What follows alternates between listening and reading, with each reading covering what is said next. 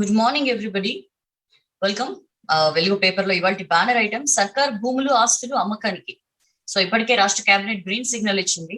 భూముల విలువ వివరాల సేకరణలో సిఎస్ బిజీ ఉన్నారు. రెవెన్యూ, హౌసింగ్, హెచ్ఎండి ఆఫీసర్లతో తొందరలోనే మీటింగ్స్ కూడా పెట్టబోతున్నారు. దానికి సంబంధించిన 50,000 కోట్లు టార్గెట్ గా పెట్టుకుని సర్కార్ భూములు ఆస్తులు అమ్మడానికి రెడీ అయిన పరిస్థితి. దాని గురించిన బ్యానర్ ఐటమ్ చూద్దాం. జేపీ నడ్డాతో ఈటల భేటీ అయ్యారండి నిన్న. దాని గురించిన వార్త.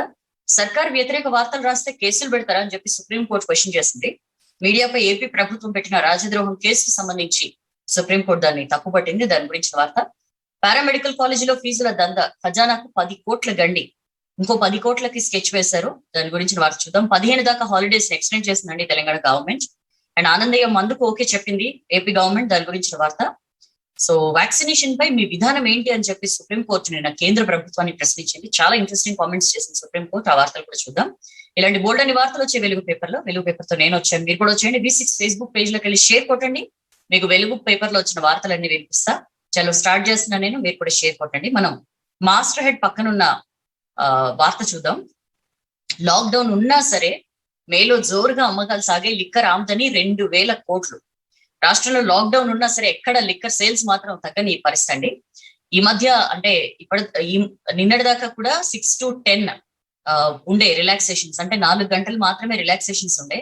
అయినా సరే లిక్కర్ సేల్స్ మాత్రం బాగానే జరిగినాయి. మే నెలలో మొత్తం 2,116 కోట్లు విలువైన మద్యం డిపోల నుంచి తరలిందట. ఇందులో 26 లక్షల కేసులు IML, 20 లక్షల కేసుల బీర్లు ఉన్నాయి.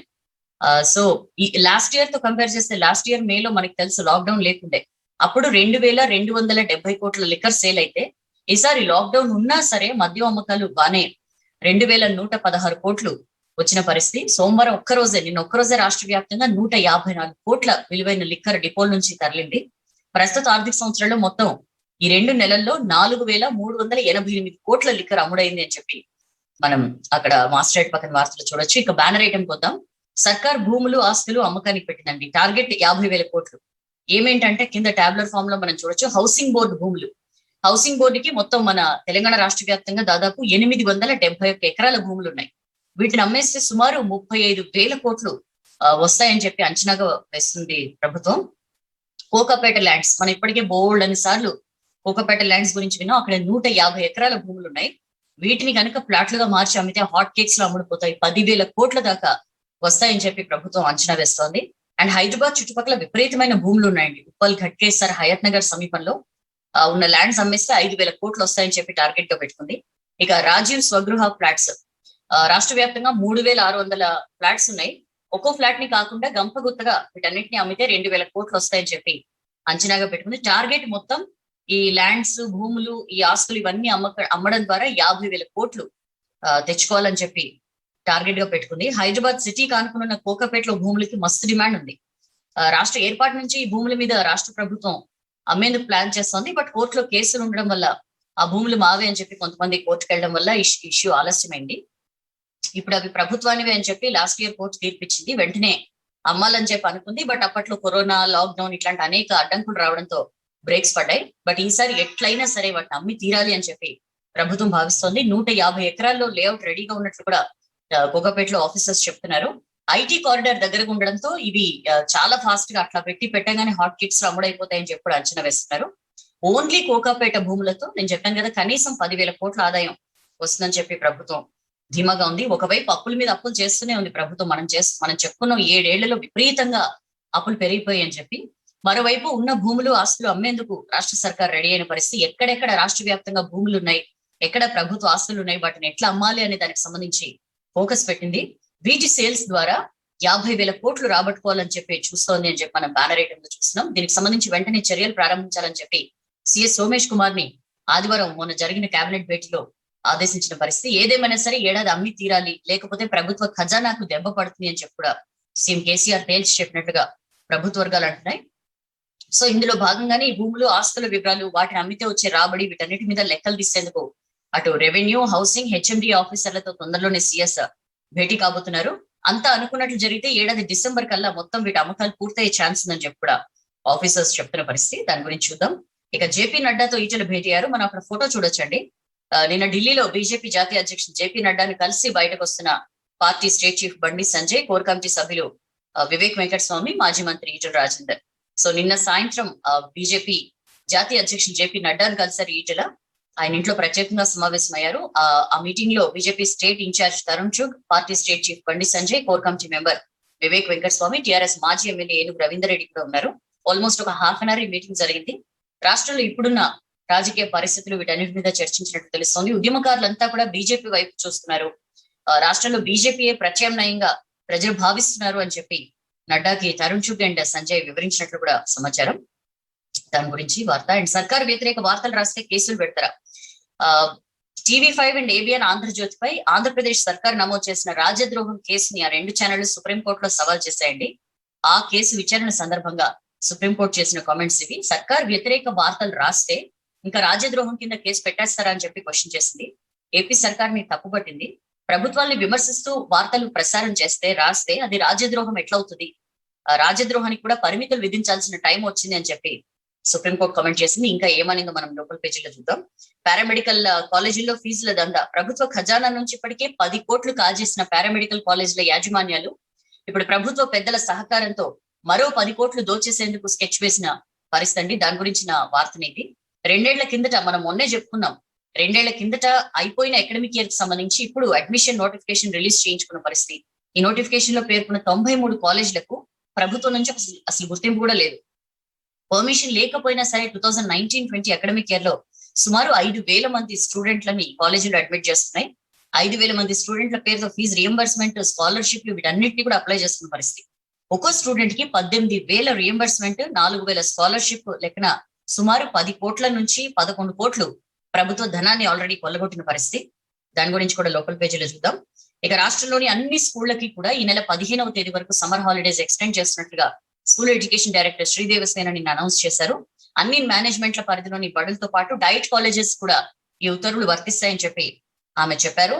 ఈ మేరకు నిన్ననే ఆర్డీఓలు, ఆర్జేడీలకు, డిఈఓలకు ఉత్తర్వులు కూడా జారీ చేశారు. అంతకుముందు మంత్రి సబితతో దీనిపై చర్చించారు. May 30th actually summer holidays అయిపోయాయి. బట్ కరోనా తీవ్రత వల్ల దీన్ని ఎక్స్టెండ్ చేస్తున్నట్లుగా ప్రకటించారు. ప్రభుత్వం కూడా ఆల్రెడీ లాక్డౌన్ పొడిగించింది కాబట్టి ఆన్లైన్ క్లాస్ల తయారీ, అలాగే బ్రిడ్జ్ కోర్స్ గురించి మనం చెప్పుకున్నాం. అయిపోయిన క్లాస్ కి సంబంధించి ఒక నెల పాటు అదే పాఠాలు చెప్పి ఆ తర్వాత ఇప్పుడు కొత్తగా వచ్చిన క్లాస్ కి సంబంధించిన పాఠాలు షురూ చేయాలని చెప్పి ప్లాన్ చేస్తున్నారు. సో వీటన్నిటి మీద 15 వరకు ప్లాన్ ప్రిపేర్ చేయబోతున్నారు. దాని గురించి వార్త. నెక్స్ట్ పేజ్కి వెళ్దామండి. నెక్స్ట్ పేజ్కి వెళ్తే కేసులు పెడతారా? సో సెడిషన్ కేసెస్ కి సంబంధించి సుప్రీంకోర్టు చేసిన కామెంట్స్ కి సంబంధించిన వార్త కంటిన్యూషన్ చూస్తున్నాం. సో ఆ రెండు ఛానళ్లు అలాగే వాటి ఉద్యోగులపై ఏపీ సర్కార్ ఎలాంటి బలవంతపు చర్యలు తీసుకోవడానికి వీలు లేదు అని చెప్పి సుప్రీం ఆదేశాలు జారీ చేసింది. ఈ ఛానల్ వేసిన పిటిషన్ మీద ఒక 4 వారాల్లో స్పందించాలి అని చెప్పి ఏపీ సర్కార్ ని కూడా ఆదేశించింది. అండ్ విచారణ సందర్భంగా సుప్రీంకోర్టు ఇంట్రెస్టింగ్ కామెంట్స్ చేసిందండి. మనం 2 రోజుల క్రిందట ఒక వీడియో వైరల్ అయింది కదా, నిన్న మనం పేపర్ లో కూడా చూసాం. ఒక నదిలో, యూపీలోని ఒక నదిలో కరోనా డెడ్ బాడీని పడేస్తున్నారు. సో ఆ ఫొటోస్ ని ఓ టీవీ ఛానల్ ప్రసారం చేసింది. మరి ఇప్పుడు నెక్స్ట్ రాజద్రోహం కేసు ఆ ఛానల్ మీద పెడతారా అని చెప్పి కూడా బెంచ్ కామెంట్ చేసిన పరిస్థితి. అండ్ రఘురామ కామెంట్స్ ప్రసారం చేసినందుకు కరోనా కట్టడిలో ప్రభుత్వం పూర్తిగా ఫెయిల్ అయింది అని చెప్పి ఏపీ అధికార పార్టీకి చెందిన రెబెల్ ఎంపీ రఘురామకృష్ణరాజు విమర్శించారు. ఆ కామెంట్స్ ని ప్రసారం చేసినందుకు TV5, ABN ఛానల్ పై రాజద్రోహం కింద FIR నమోదైంది. అయితే ఈ అంశాల విషయంలో మీడియాను నియంత్రించొద్దు అని చెప్పి ఈ మధ్య సుప్రీంకోర్టు ఆదేశాలను చూపుతూ ఈ 2 ఛానళ్లు కూడా కోర్టుని ఆశ్రయించిన పరిస్థితి. సో దీనికి సంబంధించే కోర్టు ఈ సందర్భంగా చేసిన కామెంట్స్. అండ్ అమ్మకానికి, సో మనం ఫస్ట్ పేజ్ కంటిన్యూషన్ చూసినాం. 21-22 బడ్జెట్ లో ప్రభుత్వ భూములు, ఆస్తులు అమ్ముతామని చెప్పి ఆల్రెడీ ప్రభుత్వం ప్రకటించింది. అంతకంటే ముందే ఆర్థిక మంత్రి హరీష్ రావు నేతృత్వంలో ఆర్థిక వనరుల సమీకరణ కేబినెట్ సబ్ కమిటీ ఏ రకాలు అంటే అదనపు మార్గాలు ఏంటి మనం ఆదాయం సమకూర్చుకోవడానికి అనే దానికి సంబంధించి అన్వేషించి ఆమ్దని పెంచుకోవాలంటే ప్రభుత్వ ఆస్తులు అమ్మకం తప్పదు అని చెప్పి కూడా ఆ కమిటీ సిఫార్సు చేసింది.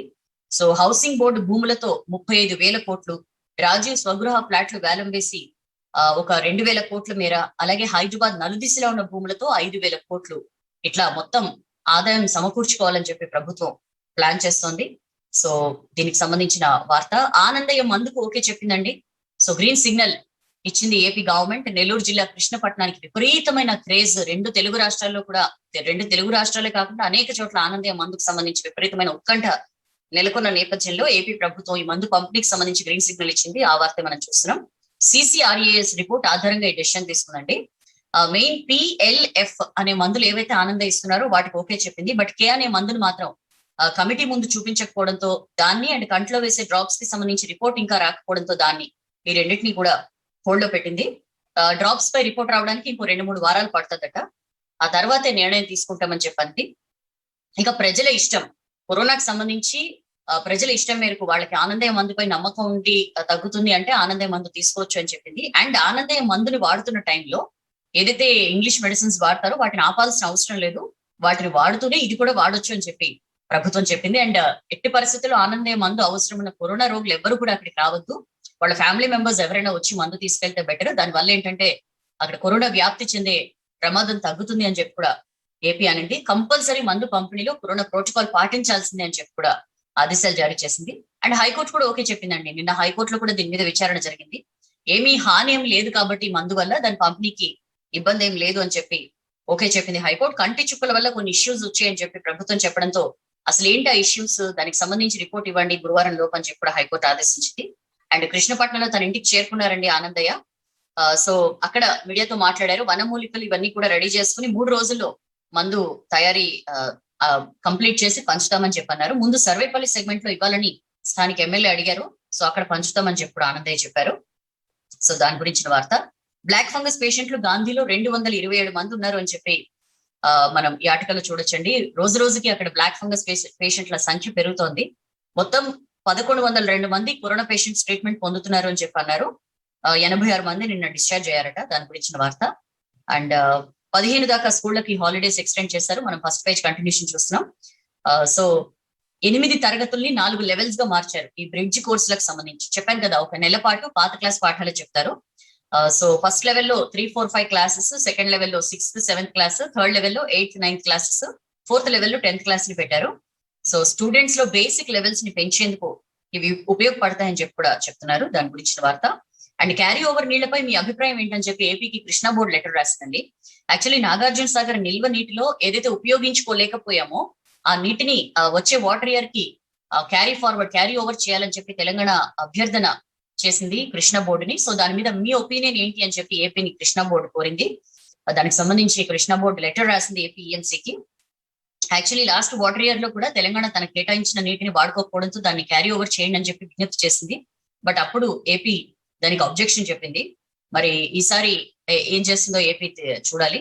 అలాగే కేఆర్ఎంబి చైర్మన్ పరమేశం నిన్న రిటైర్ అయ్యారండి. ఆయన స్థానంలో ఇంకా ఎవరిని నియమించలా. But Godavari board chairman Chandrasekhar అయ్యర్కి అదనపు ఇన్ఛార్జ్ బాధ్యతలు అప్పగిస్తారని చెప్పి అధికారులు చెప్తున్నారు. దాని గురించిన వార్త. కరోనా మందుల రేట్లు అదుపులోనే ఉన్నాయని చెప్పి హైకోర్టుకి నేషనల్ ఫార్మాస్యూటికల్ ప్రైసింగ్ అథారిటీ తెలిపిందండి. ఎక్కడా కూడా ఎక్కువగా లేవు, అన్ని నియంత్రణలోనే ఉన్నాయని చెప్పి చెప్పింది. దాని గురించిన వార్త. మరో 6 హాస్పిటల్ పర్మిషన్ రద్దు చేసింది. మొత్తం 2 రోజుల్లో 51 ఫిర్యాదులు వచ్చాయి. So public health director Srinivasa Rao చెప్పారు. ఇందులో మెయిన్ గా హైదరాబాద్ కేపీహెచ్బిలోని పద్మజ హాస్పిటల్, ఆల్వాల్లోని లైఫ్ లైన్ మెడిక్యూర్ హాస్పిటల్, హన్మకొండలోని మ్యాక్స్ కేర్ హాస్పిటల్, ఉప్పల్లోని టిఎక్స్ హాస్పిటల్, వరంగల్ అర్బన్ లోని లలిత హాస్పిటల్, సంగారెడ్డిలోని శ్రీ సాయిరామ్ హాస్పిటల్ ఇవన్నీ ఉన్నాయి. ఇంకా ఈ హాస్పిటల్స్ లో కరోనా పేషెంట్స్ ని చేర్చుకోవడానికి వీల్లేదు అని చెప్పి అన్నారు. శనివారం నాటికి 79 హాస్పిటళ్లపై 115 కంప్లైంట్స్ వచ్చాయి. ఆది సోమవారాల్లో కలిపి 26 హాస్పిటళ్లపై 51 ఫిర్యాదులు వచ్చాయని చెప్పారు. సో దాని గురించిన వార్త. మరొకసారి ఆ వాట్సాప్ నెంబర్ చెప్పారు, దానికి కంప్లైంట్ చేయండి అని చెప్పి. అండ్ రాష్ట్రంలో మరొక 2524 కరోనా కేసులు నమోదైనట్లు హెల్త్ బులెటిన్ చెప్పారు. సోమవారం 87,110 మందికి టెస్ట్ చేసిందట. గ్రేటర్ హైదరాబాద్ లో 307 కేసులు వస్తే జిల్లాలో 2,217 మందికి వైరస్ సోకిందని చెప్పి ప్రకటించారు. ఆదివారం మరొక 18 మంది చనిపోయినట్లుగా కూడా హెల్త్ బులెటిన్ లో చెప్పారు. దాని గురించిన వార్త. అండ్ ఇంటర్ ఆన్లైన్ క్లాసులు కూడా వాయిదా పడ్డాయండి. జూన్ 1 నుంచి యాక్చువల్లీ స్టార్ట్ అవ్వాల్సి ఉండే. బట్ ఇంటర్ బోర్డు దీనికి సంబంధించి వెనక్కి తగ్గింది. మనకు తెలుసు తప్పు మీద తప్పు చేస్తూనే వస్తుంది ఇంటర్ బోర్డు. సో కాలేజీలకు గుర్తింపు ఇవ్వకుండానే అడ్మిషన్స్ నిర్వహించకుండానే ప్రకటించిన అనాలోచిత హడావిడి నిర్ణయానికి సంబంధించి విపరీతమైన విమర్శలు రావడంతో ఇంటర్ బోర్డు వెనక్కి తగ్గినట్లు తెలుస్తోంది. దీనికి సంబంధించి నిన్న inter board secretary Umar Jaleel ఉత్తర్వులు ఇచ్చారు. అయితే ప్రభుత్వం లాక్డౌన్ ఎక్స్టెండ్ చేసింది కాబట్టి మేము కూడా ఇంటర్ ఆన్లైన్ క్లాసులు వాయిదా వేస్తున్నామని చెప్పి అందులో ప్రకటించిన పరిస్థితి. 21-22 అకాడమిక్ ఇయర్ కి సంబంధించి ఆన్లైన్ క్లాసులు ఎప్పుడు ప్రారంభించేది మేము త్వరలోనే ప్రకటిస్తామని చెప్పన్నారు. దానికి సంబంధించి ఇంకా నిర్దిష్ట గడువేది డేట్ ఏది చెప్పలేదు. కొంతమంది తీసుకుంటున్న చర్యలతో స్టూడెంట్స్, పేరెంట్స్, లెక్చరర్స్ అందరూ, ఆఫీసర్లు అందరూ కూడా ఇబ్బంది పడుతున్న పరిస్థితి. ఇప్పటికే చాలా సార్లు ఇంటర్ బోర్డు తీసుకున్న ఎన్నో డెసిషన్స్ చాలా కాంట్రవర్షియల్ అయ్యాయండి. సో అడ్మిషన్ల నోటిఫికేషన్ ఇచ్చే సందర్భంలో ఇంటర్ బోర్డ్ తప్పిదానికి సంబంధించి మన వెలుగులోనే May 26న కథనం వచ్చింది. కాలేజీలకు గుర్తింపు ఇవ్వకుండానే అడ్మిషన్స్ నోటిఫికేషన్ అని చెప్పి. అండ్ ఆన్లైన్ క్లాసులు వాయిదా వేయడాన్ని తెలంగాణ ఇంటర్ విద్యా పరిరక్షణ సమితి స్వాగతించిన పరిస్థితి. అండ్ ఇవాటి నుంచి సర్కార్లు ఆన్లైన్ అడ్మిషన్లు మొదలు కాబోతున్నాయి. ఇదివరకు May 25 నుంచి అడ్మిషన్ స్టార్ట్ చేసినట్లు బోర్డు ప్రకటించినా సరే గడిచిన వారంలో రాష్ట్రాల్లోని సర్కార్ కాలేజీల్లో ఒక్క స్టూడెంట్ కూడా చేరలేదు. సో ఇవాటి నుంచి సర్కార్లో ఆన్లైన్ అడ్మిషన్స్ స్టార్ట్ కాబోతున్నాయి. ఇక 10th లో 2 లక్షల మందికి 10 GPA అడ్మిషన్లు ఎట్లిద్దాం. బాసర IIIT అధికారులు తలలు పట్టుకుంటున్నారండి విపరీతంగా. అంటే ఎగ్జామ్స్ పెట్టలేదు కాబట్టి ఈ 10 out of 10 GPA గ్రేడ్లు 2 లక్షల మందికి వచ్చాయి ఈసారి. సో అడ్మిషన్ల ప్రక్రియకు సంబంధించి బాసర IIIT లో ఎట్లిద్దాం అనే దానికి సంబంధించి తలలు పట్టుకుంటున్న పరిస్థితి. ఉన్న సీట్లేమో 1500, 1,00,000 మంది అప్లై చేసే ఛాన్స్ ఉంది. ఈసారి 2 లక్షల మందికి పైగా 10 GPA వచ్చింది కాబట్టి గ్యారంటీ 1,00,000 మందికి పైగా అప్లై చేస్తారు. మరి ఎట్లా వీళ్ళలో 1500 సీట్లు ఎట్లా సర్దాలి అని చెప్పి అధికారులు తర్జన భర్జన పడుతున్నారు. ప్రతి సంవత్సరం కూడా 10th గ్రేడ్స్ ఆధారంగానే అక్కడ సీట్ల కేటాయింపు ఉంటుంది. మరి ఏం చేయాలి అని చెప్పి ఆలోచిస్తున్నారు. విపరీతమైన డిమాండ్ ఉంటుందండి. ఇక్కడ ఈ రాష్ట్రంలోని బాసర్లో రాజీవ్ గాంధీ నాలెడ్జ్ టెక్నాలజీస్ యూనివర్సిటీలో 6 ఏళ్ల ఇంటిగ్రేటెడ్ బీటెక్ కోర్స్ ఉంటుంది. దానికి చాలా డిమాండ్ ఉంటుంది. ప్రతి ఏటా కూడా 1500 మంది స్టూడెంట్స్ కి అడ్మిషన్స్ ఇస్తున్నారు. 10th విద్యార్థులకు వచ్చే మార్కులు వాళ్ళ గ్రేడ్ల ఆధారంగా యూనివర్సిటీలో ప్రవేశాలు ఉంటాయి. అయితే లాస్ట్ ఇయర్ కరోనా వల్ల 10th పబ్లిక్ ఎగ్జామ్స్ నిర్వహణ సాధ్యం కాలేదు. సో లాస్ట్ ఇయర్ ఇంటర్నల్ మార్కుల ఆధారంగా స్టూడెంట్లకు గ్రేడ్స్ ఇచ్చారు. సో RGUKT ప్రారంభమై 2008 నుంచి ఎన్నడూ కూడా 10,000 మందికి రాని 10 GPA స్కోరు 2 ఏళ్లుగా లక్షలో వస్తున్నాయి. సో అధికారులు సర్కార్కి ఇది పెద్ద సమస్యగా మారింది అని చెప్పి చూస్తున్నాం. 2018 లో 4,768 మందికి 10 GPA వచ్చిందండి. 2019 లో 8,676 మందికి వచ్చింది. 2020లో మనకు తెలుసు ఇంటర్ మార్కుల ఆధారంగా GPA ఇచ్చేశారు కాబట్టి 1,41,000కు పైగా GPA 10 out of 10 వచ్చింది. లాస్ట్ ఇయర్ మాత్రం పాత పద్ధతిలోనే అడ్మిషన్స్ ఇచ్చారు. స్టూడెంట్లని ఫిల్టర్ చేసే ప్రాసెస్ లో చాలా ఇబ్బందులు పడ్డారు. 45,000 మంది స్టూడెంట్స్ అప్లై చేయడంతో గ్రూప్ సబ్జెక్ట్స్ లో వచ్చిన గ్రేడ్స్ అట్లానే వాళ్ళ వయసు ఇట్లా రకరకాల ఇష్యూస్ ని పరిగణలోకి తీసుకుని వాళ్ళకి సీట్స్ ఇచ్చారు. దానికి 40 రోజులు పట్టిందండి ఆ సుదీర్ఘమైన ప్రాసెస్ కి. ఎంతమంది 45,000 మంది స్టూడెంట్స్ అప్లై చేస్తుంటే అప్పుడు 1,41,000 మందికి 10 out of 10 వచ్చింది కాబట్టి ఇంతమంది అప్లై చేసుకుంటే 40 రోజులు టైం పట్టింది. మరి ఈసారి 2 లక్షలకి పైగా 10 out of 10 GPA వచ్చింది కాబట్టి ఖచ్చితంగా 1,00,000కి పైగా అప్లై చేసుకుంటారు. వాళ్ళందరికీ ఈ ప్రాసెస్ లో వాళ్ళని ఫిల్టర్ చేయాలంటే నెలల తరబడి టైం పడుతుంది. ఏం చేయాలి అని చెప్పి కూడా ఆలోచిస్తున్న పరిస్థితి. అయితే ఇప్పటికీ సర్కార్ నుంచి అయితే ఎలాంటి రిప్లై రాలేదు. యాక్చువల్లీ ఏంటంటే ఏపీలో ఏం చేస్తున్నారంటే సీట్ అలాట్మెంట్ కి పాలిసెట్ నిర్వహిస్తున్నారు. ఎంట్రన్స్ టెస్ట్ ఆధారంగా సీట్స్ అలాట్ చేస్తున్నారు. సో మరి సీట్ అలాట్మెంట్ ప్రాసెస్ మార్చి ఎంట్రన్స్ నిర్వహిస్తే బెటర్ ఈ టైంలో అని చెప్పి కూడా అధికారులు అంటున్నారు. అయితే RGUKT యాక్ట్ ప్రకారం ప్రవేశ పరీక్షలు నిర్వహించకూడదు. ఓన్లీ 10th గ్రేడ్స్ ఆధారంగానే సీట్స్ ఇవ్వాలి. మరి ఇప్పుడు చట్ట సవరణ చేస్తే బెటర్ అని చెప్పి కూడా అధికారులు ప్రభుత్వానికి చెప్తున్నారు. బట్ ఇప్పట్లో అసెంబ్లీ సమావేశాలు లేవు కాబట్టి ఒక ఆర్డినెన్స్ ద్వారా దీన్ని మార్చొచ్చు అని చెప్పి కూడా సూచిస్తున్న పరిస్థితి. మరి ఏం డెసిషన్ తీసుకుంటారో చూడాలి. RGUKT incharge VC Rahul Bojja చెప్తున్నారు ఇంకా దీనికి సంబంధించి నిర్ణయం తీసుకోలేదు, త్వరలోనే దీనిపై క్లారిటీ వస్తుంది అని చెప్పి. పాలిసెట్ ని మాత్రం పరిశీలిస్తున్నారండి. పాలిటెక్నిక్ కాలేజీలతో పాటు అగ్రికల్చర్ వర్సిటీ, వెటర్నరీ వర్సిటీలో కొన్ని కోర్సుల ప్రవేశాల కోసం పాలిసెట్ నిర్వహించి దాని ద్వారానే IIIT అడ్మిషన్స్ కూడా చేపట్టాలని చెప్పి భావిస్తున్నారు అధికారులు. మరి ఏం జరుగుతుందో దీని మీద ప్రభుత్వం ఎలాంటి డెసిషన్ తీసుకుంటుందో వీ హ్యావ్ టు వెయిట్. దాని గురించిన వార్త. ఇక నెక్స్ట్ పేజ్కి వద్దాం. నెక్స్ట్ పేజ్కి వస్తే 3 నుంచి డ్రైవర్లకు టీకా. సో రోజు 10,000 మందికి వ్యాక్సిన్ వేయాలని చెప్పి టార్గెట్ పెట్టుకున్నారు. మనకి తెలుసు రిస్క్ టేకర్స్ కి ఆల్రెడీ వ్యాక్సినేషన్ మాస్ వ్యాక్సినేషన్ జరుగుతోంది మన రాష్ట్రంలో. బీఆర్కే భవన్ లో మంత్రి హరీష్ రావు దీని మీద రివ్యూ నిర్వహించారు. ఇప్పుడు జూన్ 3 నుంచి డ్రైవర్లకి, ఆటో డ్రైవర్లకి, క్యాబ్ డ్రైవర్లకి వీళ్ళందరికీ కూడా టీకా వేయాలి అని చెప్పి ప్రభుత్వం డెసిషన్ తీసుకుంది. GHMC అండ్ జిల్లాల హెడ్ క్వార్టర్స్, నియోజకవర్గ కేంద్రాలతో పాటు మరికొన్ని చోట్ల ఈ వ్యాక్సిన్ సెంటర్స్ ని ఏర్పాటు చేయబోతున్నారు. కనీసం రోజుకి 10,000 మందికి వ్యాక్సిన్ వేయాలని చెప్పి టార్గెట్ గా పెట్టుకున్నారు. సో దాని గురించిన వార్త. అండ్ జిల్లాలో మంత్రులు, సిటీలో సీఎం. సో రాష్ట్ర అవతరణ వేడుకలకు సంబంధించి జెండా ఎగరేసి వారి లిస్ట్ ని రిలీజ్ చేసింది రాష్ట్ర ప్రభుత్వం. CA సోమేష్ కుమార్ దీనికి సంబంధించి ఉత్తర్వులు ఇచ్చారు. కేసీఆర్ హైదరాబాద్ లో జెండా ఆవిష్కరించబోతున్నారు. అండ్ మంత్రులు జిల్లా కేంద్రాల్లో జాతీయ జెండాను ఎగరవేయబోతున్నారు. ఆ తర్వాత అమరవీరులకు నివాళులు అర్పించి కరోనా నేపథ్యంలో మొత్తం అన్ని పాటించాలి రూల్స్ అని చెప్పి కూడా ఈ ఉత్తర్వుల్లో పేర్కొన్నారు. అండ్ నిరుద్యోగులు ఆగమవుతున్నారని చెప్పి AICC అధికార ప్రతినిధి దాసోజు శ్రవణ్ కామెంట్ చేశారండి. 2017 నవంబర్ లో ఈ స్టాఫ్ నర్స్ పోస్టుల నియామకాల కోసం నోటిఫికేషన్ ఇచ్చింది. కానీ ఆ రిజల్ట్ ఇవ్వడంలో విపరీతమైన డిలే వచ్చింది. టిఎస్పిఎస్సి నిర్లక్ష్యం చేస్తోంది అని చెప్పి నిన్న ఆ ఉద్యోగాలకు సంబంధించి సెలెక్ట్ అయిన అభ్యర్థులతో శ్రవణ్ ప్రెస్ మీట్ నిర్వహించారు. టిఎస్పిఎస్సి చేసిన తప్పులకి నిరుద్యోగ యువత దానికి విపరీతమైన ఇబ్బందులు ఎదుర్కోవాల్సి వస్తోంది అని చెప్పి ఆయన మాట్లాడారు. 3,311 స్టాఫ్ నర్స్ ఉద్యోగాలకి 26,000 మందికి పైగా అప్లికేషన్ పెట్టుకున్నారు. అందులో 21,000 మందికి పైగా పరీక్షలకు హాజరయ్యారు. 2,418 మంది కి అపాయింట్మెంట్ ఇచ్చారు. మిగిలిన 893 మందికి వాళ్ళ జీవితాలతో ఎందుకు ఆడుకుంటున్నారు, ఎప్పటికీ ఫైనలైజ్ చేస్తారు, ఏ ప్రాంతంలో పోస్టింగ్ ఇచ్చినా చేయడానికి వీళ్ళు రెడీగా ఉన్నారు, ఎందుకు నిరుద్యోగుల జీవితాలతో ఆడుకుంటున్నారు అని చెప్పి శ్రవణ్ క్వశ్చన్ చేశారు. వైద్య శాఖలో 50,000 ఉద్యోగాల పోస్టులు భర్తీ చేస్తామని చెప్పి అంటున్నారు. ముందుగా రెడీగా ఉన్న స్టాఫ్ నర్స్ల పోస్టులు భర్తీ చేయండి అని చెప్పి కూడా ఆయన అంటున్నారు. విశ్వాల్ కమిటీ, పిఆర్సీ కమిటీ చెప్పినట్లుగా 1,90,000 అదనంగా మరో 2 లక్షల ఉద్యోగాలు నింపొచ్చు. ఉద్యమంలో పనిచేసిన యువత సర్వం కోల్పోయింది. గ్రూప్ 1 నోటిఫికేషన్ వేయక 10 ఏళ్లు దాటిపోయింది అని చెప్పి కూడా శ్రవణ్ మాట్లాడారు. వెంటనే క్యాలెండర్ రిలీజ్ చేయండి ఉద్యోగ నోటిఫికేషన్స్ కి సంబంధించి అని చెప్పి కూడా ఆయన ప్రభుత్వాన్ని డిమాండ్ చేశారు. దాని గురించిన వార్త. రాష్ట్రంలో హైవేలకి 18,000 కోట్లు ఇచ్చినాం. నిన్న ముషీరాబాద్ లో జిహెచ్ఎంసీ సిబ్బంది, ఆశా వర్కర్స్ కి నిత్యావసరాలు పంపిణీ చేశారు కేంద్ర మంత్రి కిషన్ రెడ్డి. దాని ఫోటో మనం చూడొచ్చు. ఈ సందర్భంగా ఆయన మాట్లాడారు.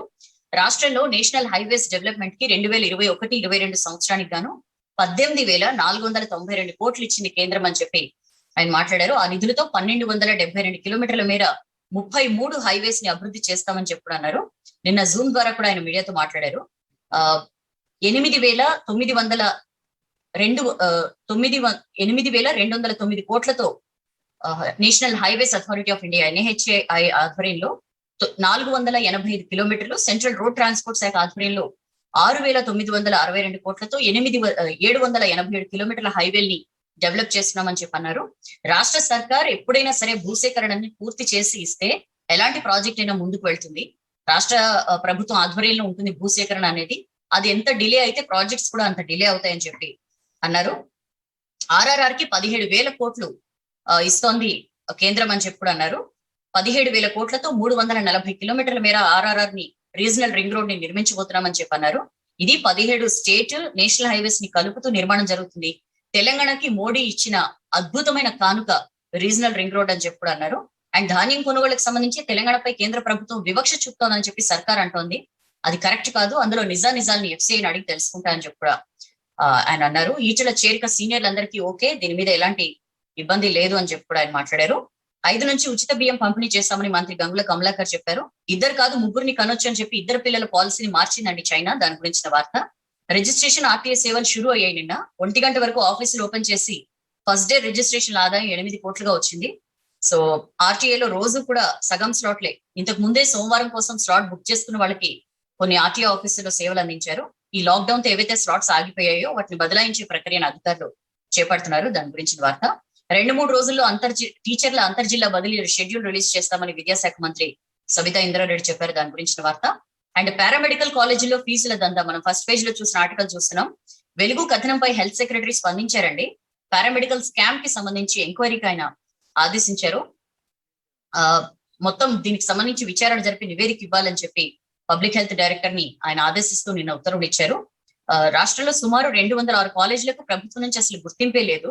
పారామెడికల్ బోర్డు ఇచ్చిన గుర్తింపుతోనే కొన్ని ఏళ్ల పాటు అవి నడిచిన పరిస్థితి. ఇందులో చాలా కాలేజీలు అసలు ఎక్కడ ఉన్నాయో లేవో కూడా తెలియని దారుణమైన పరిస్థితి. 2019 లోనే ఈ విషయాన్ని గుర్తించిన అప్పుడు paramedical board secretary Gopal Reddy ఆ కాలేజెస్ లో అడ్మిషన్స్ కి నిరాకరించారు. ప్రభుత్వ గుర్తింపున్న కాలేజీల్లో మాత్రమే అడ్మిషన్స్ కి పర్మిషన్ ఇస్తూ ఆయన ఉత్తర్వులు నోటిఫికేషన్ ఇచ్చారు. తమకు అన్యాయం చేశారని చెప్పి గుర్తింపు లేని కాలేజీల యాజమాన్యాలు ప్రభుత్వ పెద్దల చుట్టూ తిరగడం స్టార్ట్ చేశాయి. సో వీటిని తనిఖీ చేసి ప్రభుత్వానికి రిపోర్ట్ ఇవ్వాలని పారామెడికల్ బోర్డు ని ప్రభుత్వం ఆదేశించింది. అయితే దీనికి సంబంధించి ఎట్లాంటివి జరగకుండానే తనిఖీలు చేయించింది ప్రభుత్వ టీచింగ్ హాస్పిటల్లో పనిచేసే ప్రొఫెసర్స్ తో. సో 93 కాలేజీలకు పర్మిషన్ ఇవ్వచ్చు అని చెప్పి కమిటీ ఇచ్చింది. అయితే ఈ ప్రభుత్వానికి బోర్డు ఈ విషయాన్ని నివేదించి పర్మిషన్ తీసుకోవాల్సింది. బట్ ప్రభుత్వానికి ఆ రిపోర్ట్ ఏమి ఇవ్వకుండానే అడ్మిషన్స్ కి నోటిఫికేషన్ రిలీజ్ చేసింది. సో దీనికి సంబంధించే హెల్త్ సెక్రటరీ రిజ్వీ దీని మీద విచారణ చేయాలని చెప్పి ఆదేశించారు. దాని గురించి వార్త. ఇక నెక్స్ట్ పేజ్కి వస్తే చిన్న పిల్లలకి ఇంతేసి పని చెప్తారా అని చెప్పి ఒక పాప స్వయంగా ఆన్లైన్ క్లాసులపై ప్రధాని మోడీకి కంప్లైంట్ చేసిన ఇంట్రెస్టింగ్ వార్త అది. జమ్మూ కాశ్మీర్ కి చెందిన పాప ఆన్లైన్ క్లాసుల ద్వారా ఎంత ఇబ్బంది పడుతున్నామో స్వయంగా ఒక వీడియో పెట్టింది. ప్రధాని మోడీకి 10 నుంచి మధ్యాహ్నం 2 దాకా English, maths, Urdu, EVS online క్లాసులు వినాలి. తర్వాత కంప్యూటర్ క్లాస్ ఉంటుంది. అది కూడా అయిపోతే స్కూల్ వర్క్ చేయాల్సి ఉంటుంది. నాలాంటి చిన్నపిల్లలకి రోజు ఇంత వర్క్ చెప్పడం ఏంటి మోడీ సాబ్ అని చెప్పి ఆమె క్వశ్చన్ చేసిన వీడియో వైరల్ అయింది. దాని గురించిన వార్త. సాంగ్లీలో పిల్లల కోసం కోవిడ్ వార్డ్ ఏర్పాటు చేశారండి. థర్డ్ వేవ్ ని ఎదుర్కొనేందుకు మహారాష్ట్ర సర్కార్ చకచక ఏర్పాట్లు చేస్తోంది. దాని గురించిన వార్త. కరోనా కేసులు 1,00,000. సో 50 రోజుల తర్వాత అతి తక్కువ కరోనా కేసులు వచ్చాయి. మరో 3,128 మంది చనిపోయినట్లుగా చెప్పారు. రికవరీ రేట్ పెరిగింది, 91.6% కి చేరుకుంది. 18 రోజులుగా కొత్త కేసుల కంటే రికవరీలు ఎక్కువ ఉన్నాయని చెప్పి కూడా చెప్పింది. అక్కడ ఒక ఇంట్రెస్టింగ్ వార్త మనం చూడొచ్చు. కొందరిలో జీవితాంతం ఇమ్యూనిటీ ఉంటుంది అని చెప్పి మనం అదే ఆర్టికల్లో చూడొచ్చు. ఆల్రెడీ కరోనా బారిన పడి కోలుకున్న వాళ్ళు, వ్యాక్సిన్ తీసుకున్న వాళ్ళకి కనీసం 7 ఏడాది పాటు ఇమ్యూనిటీ ఉంటుంది అని చెప్పి తాజాగా వస్తున్న స్టడీస్ చెప్తున్నాయి. కొందరిలో జీవితాంతం ఉంటుందట ఇమ్యూనిటీ. సో రీఇన్ఫెక్షన్ రాకుండా మరి రక్షణ ఉంటుందా లేదా అనే విషయానికి సంబంధించి ఇంకా క్లారిటీ రాలేదు. బట్ కరోనాతో ఎక్కువ కాలం పోరాడగల యాంటీబాడీస్ ని మాత్రం మానవ శరీరం అభివృద్ధి చేయగలదు అని చెప్పి స్టడీస్ చెప్తున్న వార్త. దాని గురించిన ఆర్టికల్ అది. అండ్ 5G సేవలు వద్దని చెప్పి ఢిల్లీ హైకోర్టులో జూహీ చావ్లా పిటిషన్ వేసింది. యాక్చువల్లీ దీని వల్ల విపరీతమైన రేడియో ఫ్రీక్వెన్సీ తరంగాల వల్ల రకరకాల జబ్బులు వస్తాయి. అదే కాకుండా మొత్తం మనుషులు, జంతువులు, మొక్కలు వీటన్నిటిపై తీవ్రమైన ప్రభావం ఉంటుందని చెప్పి ఆమె ఆ పిటిషన్ లో అనింది. కరోనా మూలాలు కనుక్కోకపోతే మరిన్ని వేవ్స్ వస్తాయని చెప్పి యూఎస్ ఎక్స్పర్ట్స్ హెచ్చరిస్తున్నారండి. America president Joe Biden already దీని మీద ఇన్వెస్టిగేషన్ ఆదేశించారు, మనం చెప్పుకున్నాం కూడా. నిందించడానికేనని చెప్పి చైనా ఫారెన్ మినిస్ట్రీ దీన్ని కొట్టిపారేస్తోంది. బట్ దీని మీద చాలా సీరియస్ గా ఉన్నారు. COVID-19 ఎక్కడి నుంచి వచ్చింది అనే ఆనవాళ్ళు కనుక కనిపించకపోతే COVID-26, COVID-32 కూడా ఫేస్ చేయాల్సి వస్తుంది ప్రపంచం అని చెప్పి యుఎస్ ఎక్స్పర్ట్స్ హెచ్చరించిన పరిస్థితి. దాని గురించిన వార్త. అండ్ కోవిషీల్డ్ సింగిల్ డోస్ సరిపోతుందా అని చెప్పి కూడా కేంద్రం స్టడీ చేయబోతోంది. సో ఆల్రెడీ 2 కోవిషీల్డ్ అంటే 2 వేరు వ్యాక్సిన్స్ మిక్స్ చేస్తే కాక్టైల్ వ్యాక్సిన్ తో ఎట్లాంటి ఇంపాక్ట్ ఉంటుంది అనే దాని మీద స్టడీ చేయబోతున్నట్లు తెలుస్తోంది. అండ్ కోవిషీల్డ్ గ్యాప్ ని 12 నుంచి 16 వారాలకు పెంచారు కదా. అసలు ఒకే ఒక సింగిల్ డోస్ ఇస్తే ఎట్లుంటుంది దాని ఇంపాక్ట్ అనే దాని మీద కూడా కేంద్రం స్టడీ చేయబోతోంది. దాని గురించిన వార్త. కొత్త ఐటీ రూల్స్ పాటించాల్సిందే అని చెప్పి ట్విట్టర్ కి ఢిల్లీ హైకోర్టు స్పష్టం చేసింది. దాని గురించిన వార్త. శశికళను మళ్ళీ పార్టీలోకి తీసుకోము అని చెప్పి అన్నాడీఎంకే డిప్యూటీ కోఆర్డినేటర్ క్లారిటీ ఇచ్చారు. దాని గురించిన వార్త చూడొచ్చు. మోడీ నిర్ణయాలతోనే నిరుద్యోగం పెరిగిందని చెప్పి రాహుల్ గాంధీ ఫైర్ అయ్యారు.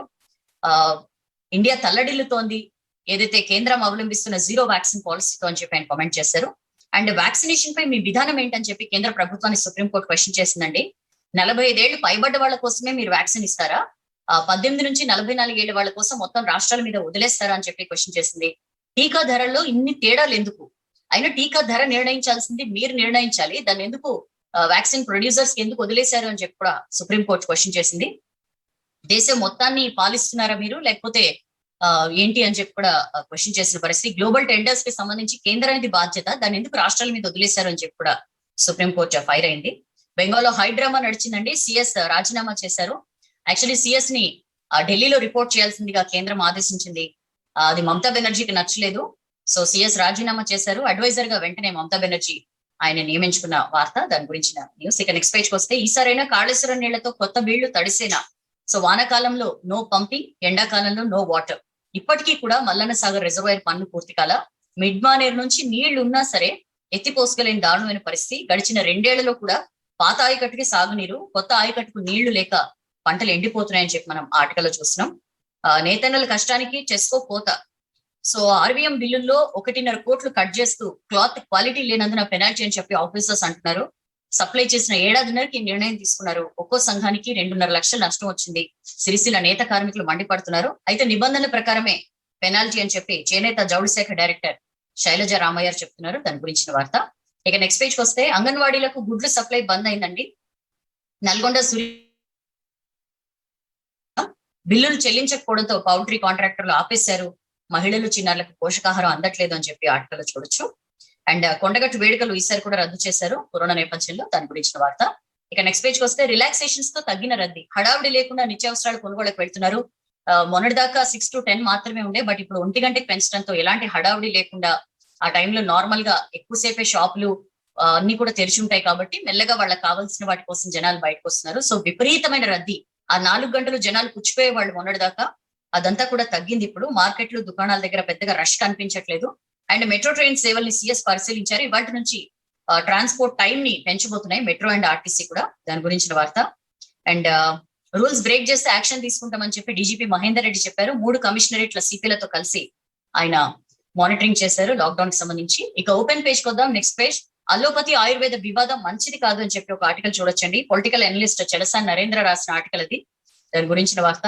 టీచర్ల మరణాలకు బాధ్యులు ఎవరు అని చెప్పి హన్మకొండకు చెందిన నోముల శ్రీనివాస్ రెడ్డి రాసిన ఆర్టికల్ కూడా మనం ఆ పేజ్ లో చూడొచ్చు. ఇక నెక్స్ట్ పేజ్ కి వస్తే లైవ్ పేజ్ లో ఇంట్రెస్టింగ్ ఆర్టికల్స్ ఉన్నాయి. ఇమ్యూనిటీ పెంచే వర్కౌట్స్ అని చెప్పి ఒక ఇంట్రెస్టింగ్ ఆర్టికల్ ఉంది, మీరు డిజిటల్ వర్షన్ లో చూడొచ్చు. బిజినెస్ పేజ్ కి వస్తే దేశంలో రియల్ ఎస్టేట్ దూసుకుపోతోంది అని చెప్పి మనం బిజినెస్ పేజ్ లో ఆర్టికల్ చూస్తున్నాం. 2030 నాటికి $1 ట్రిలియన్ కి చేరుకుంటుందట.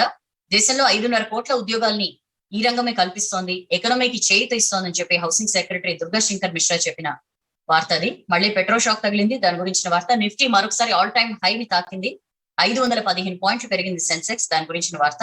అండ్ ఈ 2 నెలల్లో 30,000 కోట్ల నష్టం. మాల్స్ కి కరోనా దెబ్బ దారుణంగా తగిలిందండి. సెకండ్ వేవ్ తో మళ్ళీ కష్టాలు ఎదుర్కొంటున్నాయి మాల్స్. చాలా సిటీస్ లో ఇప్పటికి కూడా షట్టర్లు మూసే ఉన్నాయి. ఉద్యోగుల తొలగింపు తప్ప మా దగ్గర వేరే ఆప్షన్ ఏం లేదు అని చెప్పి మేనేజ్మెంట్స్ చెప్తున్న పరిస్థితి, దాని గురించిన వార్త. ఇక నెక్స్ట్ పేజ్ కి వస్తే తిండి గింజలు మస్తు పండించాలని చెప్పి కేంద్రం టార్గెట్ పెట్టింది. ఖరీఫ్ అండ్ రబీలో రాష్ట్రానికి దిగుమతులపై ఆధారపడద్దు, 1,800,000 టన్నుల ఆహార ధాన్యాలు, 6 లక్షల టన్నుల పప్పులు పండించాలని చెప్పి కేంద్రం టార్గెట్ పెట్టింది. దేశవ్యాప్తంగా కూడా 30.73 కోట్ల మెట్రిక్ టన్నుల ఫుడ్ గ్రెయిన్స్ ని ఉత్పత్తి చేయాలని చెప్పి లక్ష్యం పెట్టింది. కొత్త పార్లమెంట్ వల్ల ఆపాల్సిన అవసరం లేదని చెప్పి ఢిల్లీ హైకోర్టు అందండి. అది జాతీయ ప్రాధాన్యం ఉన్న ప్రాజెక్ట్ కాబట్టి సెంట్రల్ విస్టా మీద స్టే ఇవ్వాలని ఏదైతే పిటిషన్ పడిందో దాన్ని ఢిల్లీ హైకోర్టు తోసిపుచ్చింది. 11 రాష్ట్రాల సీఎంలకు కేరళ సీఎం పినరయి విజయన్ లెటర్ రాశారండి. వ్యాక్సిన్స్ ఫ్రీగా ఇచ్చేలాగా కేంద్రంపై మనందరం కలిసి ఒత్తిడి తెద్దామని చెప్పి ఆ లెటర్ ఆయన ప్రస్తావించారు. దాని గురించి వార్త. ఇవి వాటి వెలుగు పేపర్ లో వచ్చిన వార్తలు, విశేషాలు. నచ్చితే లైక్ చేయండి, బాగా నచ్చితే షేర్ చేయండి. రోజు మార్నింగ్ 8 కల్లా వస్తాను వేరే పేపర్లు వినిపించడానికి. రేపు కలుద్దాం 8. This is Soujanya signing.